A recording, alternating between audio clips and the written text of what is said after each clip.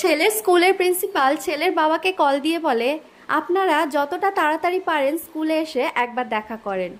প্রিন্সিপালের কলে আমরা আমাদের হাতের সমস্ত আর্জেন্ট কাজ ফেলে স্কুলের উদ্দেশ্যে রওনা দিই। মাথার মধ্যে হাজার এক চিন্তা, এত আর্জেন্ট কল কেন? ছেলের কি কোনো অঘটন হলো?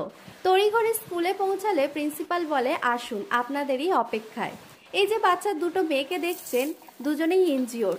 এই বাচ্চা মেয়ে দুটো নিজেদের মধ্যে মারপিট করতে করতে চুল ছেঁড়াছুড়ি করে দুজনেই কিন্তু আহত হয়।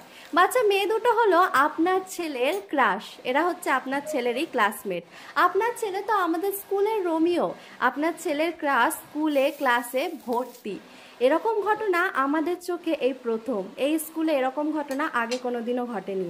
বাচ্চা দুটো মেয়েরও গার্জেন আছে, আপনারাও উপস্থিত আছেন। আপনারা নিজেরা নিজেদের মধ্যে ডিসকাস করে নিন যে কি করবেন, কাকে কি পানিশমেন্ট দেবেন। আমাদের স্কুল কর্তৃপক্ষ হাত তুলে নিয়েছে, আমাদের কি করণীয় আমরা সত্যিই বুঝতে পারছি না।